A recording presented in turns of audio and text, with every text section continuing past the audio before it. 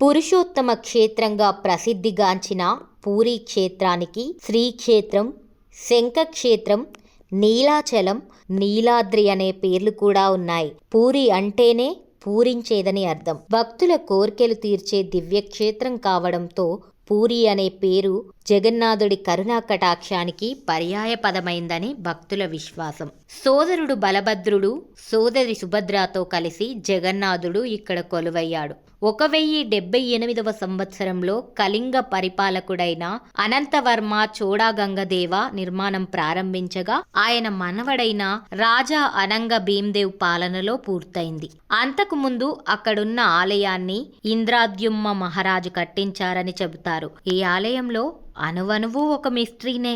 జగన్నాథ దేవాలయం గురించి చర్చించినప్పుడు దాని మహిమతో పాటు ఆలయ రహస్యాలు కూడా చర్చకు వస్తాయి. నిజానికి ఈ ఆలయానికి సంబంధించిన అనేక కథనాలు నిజమని నిరూపించబడలేదు. అలాగే సైన్స్కి విరుద్ధంగా అనేక వాస్తవాలు ఉన్నాయి. కానీ నేటికి ఈ రహస్యం వెల్లడి కాలేదు. ఆలయ జెండాను మోయడం గురించి అనేక రకాల కథనాలున్నాయి. మరియు ఆలయంపై ఎగరవేసిన జెండా గాలికి రెపరెపలాడుతుందని చెబుతారు.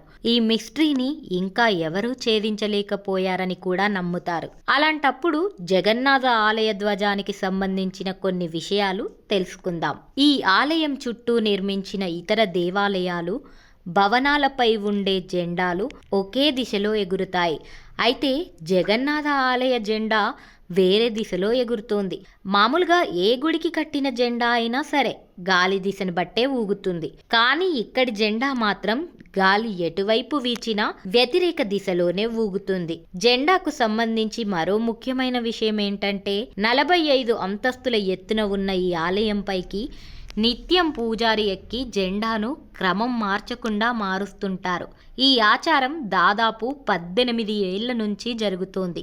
ఇది ఒక్క రోజు తప్పినా కూడా అప్పటి నుంచి 18 ఏళ్ల వరకు ఆలయం మూతపడుతుందని నమ్ముతారు. ఇక ఆలయానికి సంబంధించి మరో ప్రత్యేకత ఏమిటంటే ఈ ఆలయంపై నుంచి విమానాలు కానీ పక్షులు కానీ ఎగరకపోవడం ఆశ్చర్యకరమైన విషయం. దేశంలో ఏ ఆలయంలోనూ ఇలాంటి వింత కనిపించదు. ఏ ప్రభుత్వము దీన్ని నో ఫ్లయింగ్ జోన్గా ప్రకటించలేదు. కానీ ఏదో తెలియని అతీత శక్తి కారణంగా ఇది ఆటోమేటిక్గా నో ఫ్లయింగ్గా మారిపోయింది. దీనికి ఇప్పటికీ శాస్త్రీయ వివరణ లేకపోవడంతో మిస్టరీగానే మిగిలిపోయింది. జగన్నాథ ఆలయం ప్రధాన ద్వార గోపురం నీడ ఇప్పటికీ ఎవ్వరికీ కనిపించదు. ఉదయం, సాయంత్రం ఏ సమయంలోనూ నీడ అనే జాడే ఉండదు.